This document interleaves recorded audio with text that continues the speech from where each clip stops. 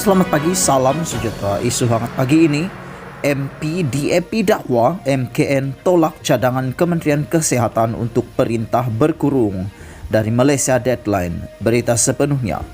Veteran DAP beranggapan cadangan Ketua Pengarah Kesihatan agar rakyat mengurung diri mereka sendiri selama 2 minggu untuk memutuskan rantaian jangkitan COVID-19 yang sedang mengganas sekarang, membayangkan cadangan beliau telah ditolak oleh MKN.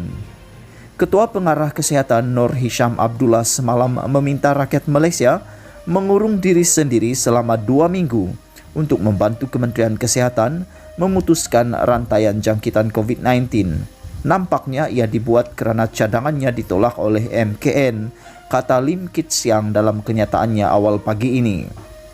Semalam, Perdana Menteri dan Menteri Kanan Keselamatan mengumumkan syarat yang lebih ketat untuk PKP 3.0, tetapi tidak PKP sepenuhnya atau lockdown, sebagaimana yang dijangkakan oleh banyak pihak sebelum ini.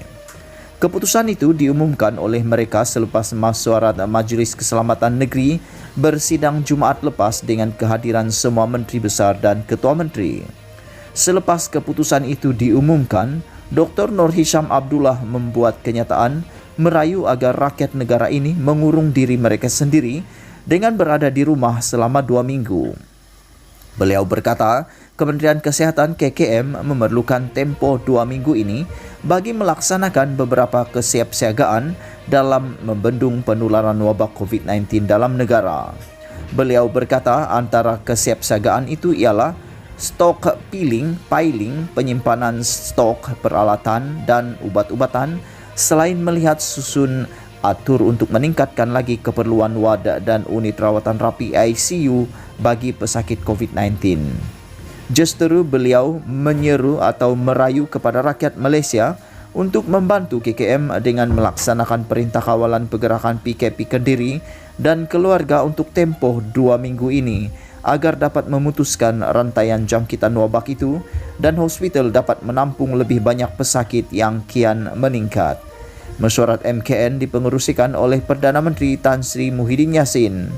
Selain beliau, anggota MKN adalah Menteri Kanan Keselamatan Datuk Seri Ismail Sabri Yaakob, Menteri Kanan Ekonomi Datuk Seri Mohamed Azmin Ali, Menteri Kanan Kerja Raya Datuk Seri Fadilah Yusof, Menteri Kanan Pendidikan Dr. Razidin, Menteri Kesihatan Datuk Seri Dr. Ahmad Adam Baba serta menteri-menteri berkaitan.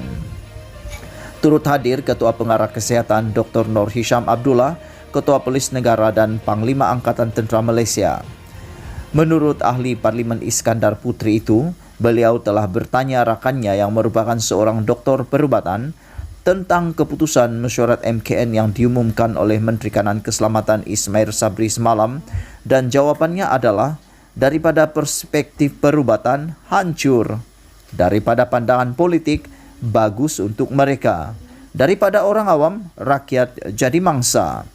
Namun katanya rakyat negara ini tidak boleh menyerah kalah dengan menuntut kerajaan agar memenuhi harapan tinggi rakyat untuk mengamalkan dasar-dasar awam yang sesuai untuk mengendalikan pandemik COVID-19 dan meratakan lekuk COVID-19 di negara ini. Oleh itu, saya meminta Muhyiddin untuk menepikan semua pertimbangan lain dan menasihati Yang di-Pertuan Agong untuk segera mengadakan sidang parlimen untuk membentuk barisan bersatu parlimen melawan pandemik COVID-19, kata Lim Kit Siang. Bagi beliau, usaha perlu dibuat agar parlimen dan Dewan Undangan Negeri berperanan. Veteran DAP Lim Kit Siang berkata, tempat wakil rakyat bersidang itu perlu dibuka segera untuk membincangkan 5 perkara demi kepentingan negara ini.